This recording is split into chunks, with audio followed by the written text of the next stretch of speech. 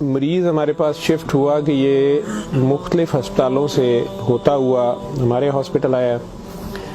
بالکل سوکھ کے وہ کانٹا ہوا تھا. 55-60 سال کا وہ آدمی تھا, بہت ہی پتلا دبلا, اور ہماری زبان میں یوزلی ہم کہتے ہیں بون اینڈ سکن, پانی کی شدید کمی اور برا حال.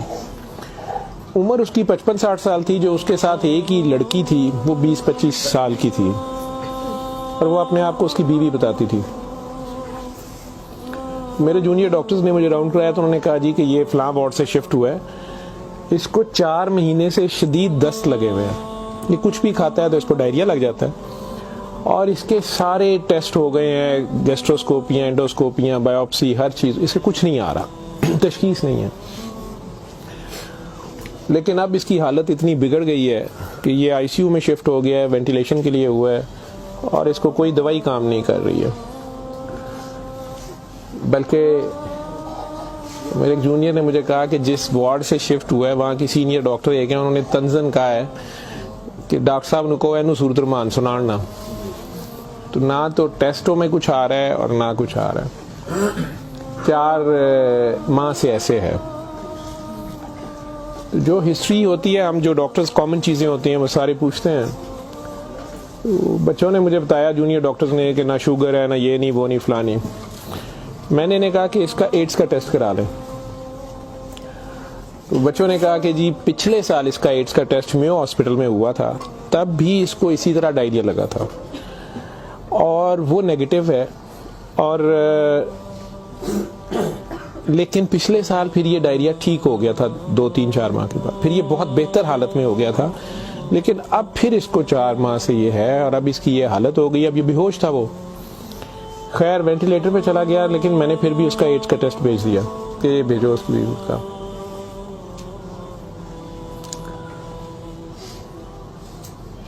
سورہ رحمان ہمارے آئی سی یو میں ویسے ہی لگتی ہے, صبح دوپہر شام, کئی بار مس ہو جائے, دن میں کم از کم ایک بار ضرور لگ جاتی ہے. کوئی نہ کوئی ڈاکٹر نرس ڈیوٹی اپنی سمجھ کے اس کو لگا دیتے ہیں. وہ بھی لگ رہی تھی, سارے پیشنٹس تھے. جہاں تک جتنی میری یادداشت ساتھ دیتی ہے کہ تیسرا دن تھا تو میری جونیئر ڈاکٹر کا مجھے فون آیا, بڑا پینکی. اس نے کہا کہ سر یہ پیشنٹ جو ہے اس کی حالت تو خراب ہی ہے, ویسے ہی ہے, بہتر نہیں ہو رہا یہ والا پیشنٹ, اس پہ اچانک ایک چینج آئی ہے کہ یہ سورہ رحمان جب بھی لگتی ہے, میں نے نوٹ کیا ہے, لیکن نرسز صبح سے بتا رہے تھے, لیکن میں نے یہ نوٹ کیا اب کہ جب بھی لگتی ہے اس کے ناک منہ سے, ویسے اس کے پائپ ڈالا ہوا تھا پھیپھڑے, ہم سانس اس کو مشین, سانس والی مشین سے جو ہے نا وہ اس کے لیے پائپ ڈالا ہوا تھا, ناک میں بھی ایک نالی تھی معدے کے لیے, بے ہوش تھا. اس نے کہا جی اس کے ناک میں سے سنڈیاں ابلنا شروع ہو جاتی ہیں باہر کو, اور نرسز اس کے اوپر ڈیوٹی کرنے سے تنگ ہو رہے ہیں. تو اب سکر ایک مشین ہوتی ہے جس سے ہم مریض کے اندر سے ایک بلغم نکالتے ہیں جو نیگیٹو پریشر سے سک کرتی ہے. سر اس کو ہم سک کرتے ہیں, لیکن یہ نہیں سمجھ آ رہی کہ یہ کہاں سے آ رہے ہیں. میں نے کہا اس کے معدے سے کھینچ کے دیکھیں, انہوں نے کہا جی ادھر سے نہیں آ رہے. میں کہ ان کی سانس والی نالی سے آ رہے ہیں, کہ اس میں سے بھی نہیں آ رہے. لیکن جب سورہ رحمان بند کرتے ہیں یہ ختم ہو جاتے ہیں, یہ باہر نظر نہیں آتے. یہاں ہماری ہڈیوں میں خالی جگہ ہوتی ہے, انہیں ہم سائنس بولتے ہیں ڈاکٹرز.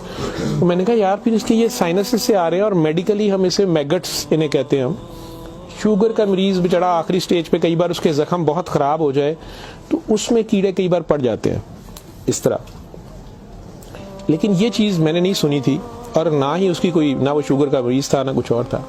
میں نے ڈاکٹر صاحب سے کہا کہ آپ جو ہے نا اس کا یہ تو اب اینٹی بایوٹکس جا رہی ہیں, سارا کچھ جا رہا ہے, ویسے اس کے ایڈز کے ٹیسٹ کا پتہ کریں وہ کب تک آئے گا.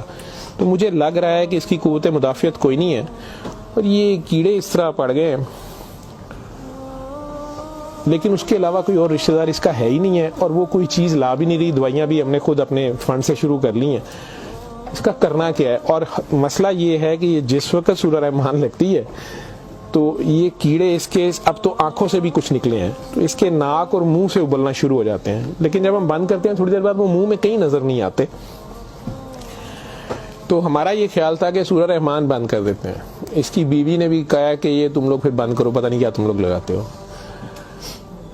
تو وہ جو ہماری نان مسلم سسٹر تھیں, انہوں نے اسے کہا کہ میری بات سنو, مجھے نہیں پتا اسے کیا بیماری ہے, لیکن وہ اسے پریئر کہتی تھی. انہوں نے کہا جب یہ پریئر لگتی ہے نا یہ کیڑے اس کو چھوڑ کے بھاگتے ہیں, ٹھیک ہے. تو میں تو کہتی ہوں اس کو 24 گھنٹے یہی سنائی جاؤ. جب میں نے یہ باتیں سنی تو خیر میں نے کہا کہ اس کی بیوی کو کہو کہ وہ رپورٹ کا یا ہمیں رسید دے دیں, ہم خود اپنے طور پہ پتہ کر لیتے ہیں.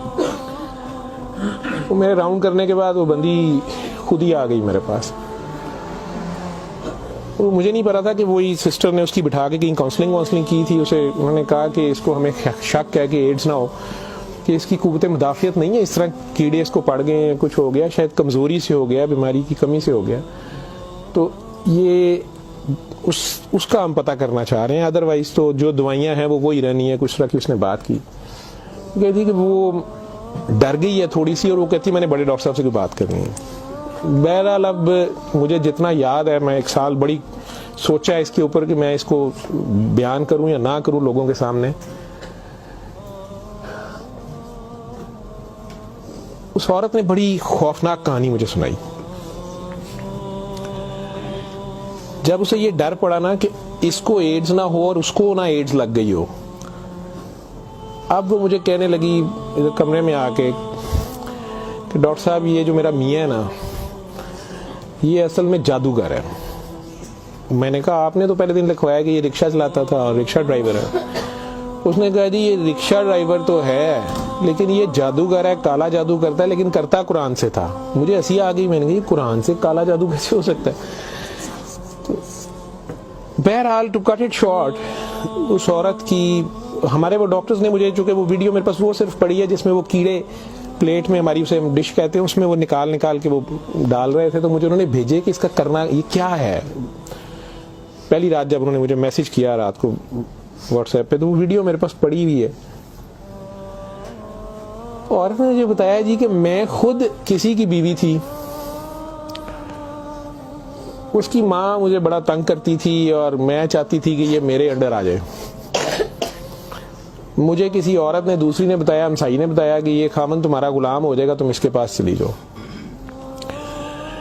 باقی تفصیلات میں نہیں جاتا. جو کچھ اس نے مجھے بتایا, اس نے کہا جی کہ یہ اس کا جادو کا توڑ ہی نہیں تھا اور اس کا کام لازمی اس کا ہوتا تھا, یہ جیسے بھی کرتا تھا. طریقہ کار اس نے کیا کہا جی, اس نے کمرے میں اندر ایک گاؤ تکیہ رکھا ہوتا تھا, اس کے اوپر اس نے وہ جس طرح اسمائلی ہوتا ہے, جو مجھے سمجھ آئی کہ اس نے کوئی بت سا بنایا ہوا تھا, اس کمرے یہ بٹھاتا تھا اور وہ لوگوں کو پہلے تو قرآن شریف بھی پتہ نہیں پڑھنے وہ کہتا تھا, کچھ کرتا تھا, پھر ان کی بات سنتا تھا, سارا کرا کے جو مجھے اس کا طریقہ واردات سمجھ آیا یا جو بھی تھا. اس نے کہا جی کہ جو غرض مند ہوتا تھا نا, وہ دیوانہ عورتیں بڑی دیوانی ہوتی تھیں, ٹھیک ہے, یا ینگ لڑکے لڑکیاں کہ میری وہاں شادی ہو جائے, وہاں ہو جائے, اولاد ہو جائے, کئی لڑکے آتے تھے. تو جو اس نے سب سے گندی بات مجھے بتائی, بڑی فضول جو اس کی حرکت تھی یا جو بھی, وہ اسلام تو ہو ہی نہیں سکتا. اس نے کہا جی یہ ان عورتوں کو اور اپنے بارے میں اس نے کہا کہ میں نے بھی یہ غلطی کی, میرے سے بھی یہ گناہ ہوا, لیکن مجھے گناہ ثواب کا اتنا نہیں پتا تھا. تو یہ پہلے وہ تکیے کو سجدہ کراتا تھا, خود اس کے پیچھے کھڑا ہو جاتا تھا, پھر وہ کہتا تھا کہ یہ اصل میں تم لوگوں پہ کالا جادو ہوا ہے, اس کو توڑنے کے لیے پتہ نہیں نوری بڑا ضروری ہے, ٹھیک ہے. پھر وہ ہمیں کہتا تھا کہ وضو کر کے آؤ, ٹھیک ہے, وضو کر کے آتے تھے, وہ پتہ نہیں کون سی صورت پر وہ کئی صورتیں مکس کرتا تھا. یہ سب کرتے کراتے 1-2 سیشنوں کے بعد کچھ نہیں لیتا تھا. پھر جو زیادہ لوگ اپنے کام کے پیچھے دیوانے ہوتے تھے, ان کو وہ بتاتا تھا کہ اس میں بڑے پیسے بھی لگیں گے, یہ جان پہ کھیلنا پڑنا ہے, پتہ نہیں کیا کرنا, اور تمہیں بھی میرے ساتھ کرنا پڑے گا, اس میں بڑا کچھ جو ہے نا رسک ہے, لیکن کام تمہارا ہو جائے گا. جو بھی اس کی کہانیاں تھیں, جو اس کو بعد میں کسی اور وجہ سے پتہ چلی, جو مجھے وہ بتا رہی تھی کہ جی یہ عورتوں کے ساتھ بھی اور ینگ لڑکوں کے ساتھ یا مردوں کے ساتھ بھی غلط کام کرتا تھا, پھر انہیں اپنا گند کھانے پہ مجبور کرتا تھا, پھر انہیں پتہ نہیں کون سے کوئی آیت بنائی ہوئی تھی یا کوئی نام تھا, پتہ نہیں کیا, کہ عربی کے جی یہ پڑھ کے نا تم نے یہ مکسچر جو ہے نا, یہ ہنڈیا پکاتے ہوئے تھوڑا سا بیچ میں گند ڈال دینا ہے اور اپنے خامن کو کھلا دینا ہے, یا اس لڑکی کو کھلا دینا ہے, یا اس کو کھلا دینا ہے. تو میں اپنے خامن کے ساتھ یہ سارا کچھ کیا میں نے. اب مجھے بتائیں کہ جب وہ اس بندے کے ساتھ ہی سو گئی تو اس کے خامن تو وہ رہا ہی نہیں ہے نا, تو نہ وہ مسلمان رہی ہے, نہ وہ یہ حرکتیں ساری. اب اس کے بعد بقول ان خاتون کے, اس لڑکی کے, کہ جی وہ خامن جو میرا تھا اس میں تو تبدیلی نہیں آئی, اس نے مجھے فل مارنا شروع کر دیا. اور مجھے اس کی میرے تڑپ اس کی طرف بھاگتی تھی کہ میں اس کے پاس آؤں. تو پھر میں نے اس کے پاس ویسے آنا شروع کر دیا کہ میں نے تمہارے ساتھ شادی کرنی ہے, میں نے ادھر سے طلاق لینی ہے, میں نے یہ کرنا ہے وہ کرنا ہے. تو میں انہیں بتائے بغیر اس کے پاس آ گئی. اس کے ساتھ میں 6 ماہ رہی. اس نے کہا کہ پھر ایسے ہی رہنا پڑے گا, اور اس سارے کام میں شامل ہوئی. تو اس نے ویسے مجھے کہا کہ نکاح ہو گیا ہے ہمارا, قرآن شریف پہ اس نے نکاح کیا. اس نے کہا ہم دونوں کی رضامندی نکاح ہے, وہ پیچھے سے طلاق لے کے نہیں آئی. ٹھیک ہے. اس کے بعد اس کو یہ ڈائریا لگ گیا. ڈائریا لگنے کے بعد یہ کہتی ہے کہ جی میو اسپتال میں جب ہم تھے 4 مہینے ہمیں ہو گئے اور برا حال تھا اس کا پچھلے سال. تو یہ ایک دن مجھے کہنے لگا کہ میں کہتا ہوں کہ میں اللہ سے توبہ کر لوں, اللہ میری جان بخشی کر دے, تو میں توبہ کروں اور میں نہ اب رکشہ ہی چلا کے اس میں جتنی روٹی روزی ہوگی تو میرے ساتھ گزارا کر لے گی, اور تو بھی واپس چلی جا اپنے خامن کے پاس. ٹھیک, اور ادھر سے جا کے طلاق لے نہ لے اور یہ نکاح نہیں ہے. اور جو بھی اس نے کہا کہ جی ہم نے توبہ کر لی بقول اس کے جو اس کی سمجھ تھی. یہ کہتی ہے جی میں واپس گئی, میرے خامن نے پھر مجھے مارا. اس نے کہا میں تمہیں طلاق دے چکا ہوں, تم میری طرف سے فارغ ہو, تم کہاں سے آئی ہو, یہ آئی ہو, اتنی دیر بعد آئی, جو بھی آئی ہو. خیر میں پھر واپس اس کے پاس آئی. یہ کہتی ہے کہ جی وہ میں کوئی 48 گھنٹے بعد شاید 2 دن بعد واپس آئی ہے. میو ہسپتال تھے, ڈاکٹر بڑے حیران سن, پیٹ سے ٹھیک ہو گیا سی.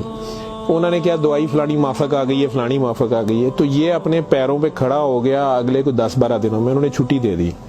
پھر یہ مجھے مسجد ایک میں لے کے گیا, وہاں ہم نے نکاح کیا. ٹھیک ہے, نکاح کیا, یہ رکشہ چلانا شروع ہو گیا. تو ڈاکٹر صاحب 6 مہینے انہیں بڑی محنت کی تھی, رکشہ بھی چلایا, میں بھی کدے سکی گلی کھاندے سا چنگا پلا سی. پر ڈاکٹر صاحب دنیا بڑی ظالم ہے, دی شہرت سی دنیا پیچھے پیندی سی, کہندا سی میں کام چھڑ چھڑیا ہے. ڈاکٹر صاحب ہوں پھر ایک بچی آئی تو بڑی سونی سی, وہ بڑی روندی سی, وہ پتہ نہیں کی مسئلہ سی. ڈاکٹر صاحب نے وہ پھر وہی کام شروع کر لیا. انہیں پھر وہی کام شروع کیتا ہے. میں انہوں پہلے کہندی رہی ہوں, لیکن ڈاکٹر صاحب یہ پیسے بڑے آندے سن. وہ دے بعد ہون 4 مہینے تو یہ اس کی یہ حالت ہے, اور اب یہ بے ہوش ہے. اب میں اللہ سے توبہ کرنا چاہتی ہوں, اللہ مجھے معاف کر دے, مجھے تو سمجھ نہیں تھی, تو مجھے معافی لے دیں. اور اس کا اب کیا بنے گا اور کیا نہیں بنے گا. میں نے یہ کافی بیچ میں سے سینسر کر کے آپ لوگوں کو ساری بات سنائی ہے. اور مجھے کہتی ہے جو کیڑے اس کے اندر سے نکلتے ہیں یہ کیوں آ رہے ہیں, یہ کہاں سے آ رہے ہیں. میں کہ بی بی یہ میں نے اسے سائنسز وغیرہ سمجھایا. میں کہ یہ اس کے بہت زیادہ خون کی کمی ہے, اس کے اندر جراثیم پڑ گئے ہیں, جو بھی. میں ڈاکٹری تو میں اسے اور کیا میں اسے کہتا.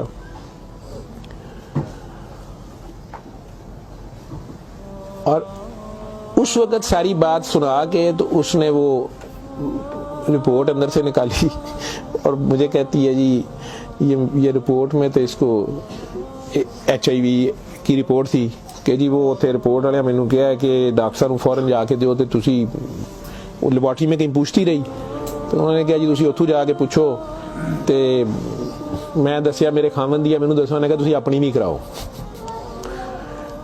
تو ڈاکٹر صاحب یہ رات دی میرے کول ہے, تو مینوں تو نہیں بیماری ہوئے گی, میں سورۃ الرحمان سن لا. میں نے کہا جی آپ بھی سنیں, 7 دن سنے, میں آپ کو کیا کہہ سکتا ہوں. 1 دن وہ اور زندہ رہا, بندہ مر گیا. آخر تک اس کے کیڑے وہ آتے رہے اسی طرح. جب بھی وہ سورہ رحمان لگتی تھی وہ ایسے ہوتا تھا جیسے ابلتے تھے باہر کو, ناک سے اس کے, مطلب وہ 1-2 نہیں ہوتے تھے کہ جنہیں آپ پکڑ کے سائڈ پہ کر دیں. میں نے بتایا نا کہ وہ سکر مشین رکھ کے, تو اس سے وہ سکر میں ہم سک کرتے تھے اس کو سارا, وہ مشین میں جاتے تھے, لمبی سنیاں اس کی, ناک سے, منہ سے. اور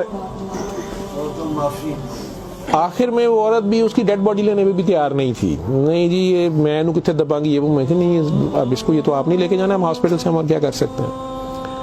اللہ جانے کی سال پرانی بات ہمارے ہاسپٹل میں رہ کے گیا ہے پیش. اول تو مسلمان نہ جادو کر سکتا ہے, اگر وہ جادو والا علم کہیں سے سیکھ بھی لیتا ہے یا اپنے طریقے سے وہ سمجھتا ہے وہ جادو کر رہا ہے, تو وہ مسلمان نہیں رہتا. ایک چیز, قرآن کو ہی لوگ مس یوز کرتے ہیں, ناپاک حالت میں غلط طریقے سے بڑا کچھ کرتے ہیں, اور کئی بار ہم ناسمجھی میں بھی اپنا خسارہ بڑھاتے ہیں, ہمیں سمجھ نہیں ہوتی اور ہم کچھ چیزیں کرتے ہیں. قرآن خود کہہ رہا ہے کہ اس سے مومن کے لیے شفا اور رحمت ہے، اور ظالم اسی میں سے اپنے لیے خسارہ بڑھاتے ہیں۔ اپنی جان پہ ظلم کرنا بھی ظلم ہی ہوتا ہے۔ تو اول تو مسلمان جادو نہ کر سکتا ہے، نہ کسی دوسرے پہ کرواتا ہے، اگر دوسرے پہ بھی کرواتا وہ مسلمان نہیں رہتا۔ جب آپ جادو کے چکر میں پڑیں گے یہ خود شرک ہے، آپ اللہ بننے کی کوشش کر رہے ہیں نا، آپ اپنی مرضی کے ریزلٹس لینے کی کوشش کر رہے ہیں، ٹھیک ہے، مافوق الفطرت طریقے سے، اور پھر اس سے زیادہ بڑی بدبختی کہ اللہ کے کلام کو مس یوز کر کے سارا کر کے، تو وہ مسلمان نہیں رہتا۔ میں نے اس دن بھی بتایا تھا، وہ بچی امریکہ سے جو فون کر رہی تھی آپ لوگوں کے سامنے، یہاں میں نے اسے کلمہ شہادت پڑھایا تھا، اسے دوبارہ کلمہ پڑھوایا تھا کیونکہ اس کو پتہ نہیں تھا، یہاں وہ آئی تو وہ اس سے یہی کام کسی اور نے کروایا، وہ مسلمان رہ ہی نہیں گئی ہوئی تھی، اور خامن سے لڑائی اس کی چل رہی تھی، ان کا آپس میں فساد ہو جاتا تھا، ٹھیک ٹھاک پرابلم میں تھے، صرف اسے دوبارہ سے باوضو ہو کے آپ کلمہ پڑھیں، زندگی میں اگر ایسی کبھی غلطی کر دی ہے تو اللہ سے معافی مانگیں اور دوبارہ سے کلمہ پڑھ کے مسلمان ہو۔ دوسرا، اگر آپ میں سے کسی کو وہم ہے کہ آپ لوگوں پہ جادو ہے تو کسی بابے کے پاس جانے کی ضرورت نہیں ہے۔ یہ تو فٹافٹ آپ لوگ کہتے ہیں کہ جادو برحق ہے، اور جی جادو نبی کریم صلی اللہ علیہ وسلم پہ بھی ہو گیا تھا۔ نبی کریم صلی اللہ علیہ وسلم نے اس کو کیسے توڑا تھا، انہوں نے کیا طریقہ بتایا ہے؟ ایک بار سورہ فلق، ایک بار سورہ ناس، یا آپ 3 بار سورہ فلق 3 بار سورہ ناس پڑھ لیں، جادو ختم ہو گیا۔ اعوذ باللہ من الشیطان الرجیم پڑھتے ہی ختم ہو گیا۔ ویسے تو مسلمانوں پہ تو ہوتا ہی نہیں ہے، میں نے سورہ مومنون کی 89 آیت بار بار ریفرنس دیا ہے، میں کسی بحث میں نہیں مذہبی میں پڑھنا چاہتا، اللہ بڑے واضح طریقے سے اس میں بتا رہے ہیں کہ ان سے پوچھو، سورہ مومنون میں 84 سے 89 تک، ان سے پوچھو کہ آسمان اور زمین کا مالک کون ہے، یہ سارا کچھ کس نے بنایا، یہ فوراً کہیں گے اللہ نے۔ ان سے پوچھو تمہاری زندگی اور موت کا ہر چیز کون فانی، کہیں گے اللہ نے۔ ان سے پوچھو پھر تم کہاں سے جادو کر دیے جاتے ہو، جب ہر چیز کا مالک وہ ہے تو پھر یہ جادو تم لوگوں پہ کہاں سے ہو جاتا ہے؟ یہ ہماری اپنی سوچ میں ہوتا ہے۔ 99% لوگ تو سائیکی کے مریض بنے ہوتے ہیں، اور یہ اصل میں آپس کی نفرت ہوتی ہے، ہماری آپس کی نفرت، حسد، کینے، بغض، لالچ، ہوس، یہ جو ہماری سوچ کی لہریں ہیں یہ ضرور ایک دوسرے کو ڈسٹرب کرتی ہیں۔ یہ نظر لگ جاتی ہے، ماں کی نظر اپنے بچے کو لگ جاتی ہے، پیار سے ہی دیکھ لیں، اس کو زیادہ انرجی چلے گئی، بیچ میں ماشاءاللہ نہیں کہا، فوکس اللہ سے ہٹا، بچے پہ گیا آپ کا، تو اللہ کے ریفرنس سے اس بچے کو دیکھیں کہ ماشاءاللہ میرا بیٹا کتنا پیارا، تو پھر نظر نہیں لگتی ہے۔ یہ باتیں آپ کو سمجھائی گئی ہیں کہ فوکس آپ کا اللہ رہے۔ نعوذ باللہ نعوذ باللہ نعوذ باللہ، کئی بچے میرے ساتھ زیادہ پیار سے جب زیادہ چلتے ہیں، آپ اللہ ہیں، نعوذ باللہ میں اللہ کیسے ہو سکتا ہوں؟ پھر انہیں میں کہتا ہوں کہ بیٹا یہ کفریہ کلمہ ہے، کسی بات سے کوئی بندہ مدتوں سے پھنسا ہوتا ہے، اس میں سے نکلتا ہے، کئی بہت بڑی بات کر دیتے ہیں۔ ہوش کے لوگ نہیں ہوتے ہیں، جب تک ہوش میں نہیں ہوتے ہیں تو اس وقت تک تو ان پہ حد نہیں لگتی، لیکن جب ہوش آ گئی ہے اس کے بعد یہ بات کفر میں آتی ہے، اور اللہ یہ برداشت نہیں کرتا۔ آپ ناسمجھی میں بھی کر رہے ہو، بچہ ناسمجھی میں بھی الٹی سیدھی حرکتیں کر رہا ہو تو ماں تو کان پکڑ لیتی ہے، اس نے بھی اسے سکھانا تو ہوتا ہے، اسے ثابت تو کرائے گا، پہچان تو کرا کے چھوڑے گا اللہ کون ہے، اللہ کہاں ہے، ٹھیک ہے۔ آیت الکرسی کا مطلب ہے کرسی کی نشانی، کرسی کا اشارہ، ٹھیک۔ جب آپ خوف کی حالت میں ہیں تو وہ پڑھ لیں، یا آپ کو لگتا ہے کہ ہمیں کوئی مسئلہ نہ ہو تو پڑھ لیں، تو اس کا مطلب یہ نہیں ہے کہ وہ آیت الکرسی کے لفظ یا آیت الکرسی کے وہ آپ کی حفاظت کرتے ہیں، اس کا مطلب کیا ہے؟ عربز کو تو پتہ چلتا تھا پڑھتے ہوئے کہ وہ کیا کہہ رہے ہیں، وہ ساری اللہ کی حمد اور اللہ کی شانیں بیان ہو رہی ہیں۔ تو کرسی کی بات ہو رہی ہے کہ کرسی زمین و آسمان پہ ہر طرف وہ ہے، تو اصل میں تو کرسی والے کی بات ہو رہی ہے، تو جو کچھ کرنا ہے کرسی والے نے کرنا ہے، تو اگر کرسی والے سے آپ کا دھیان ہٹ گیا، ٹھیک ہے، تو آپ کرسی کی پورا شروع ہو گئے، تب بھی پھنس گئے آپ۔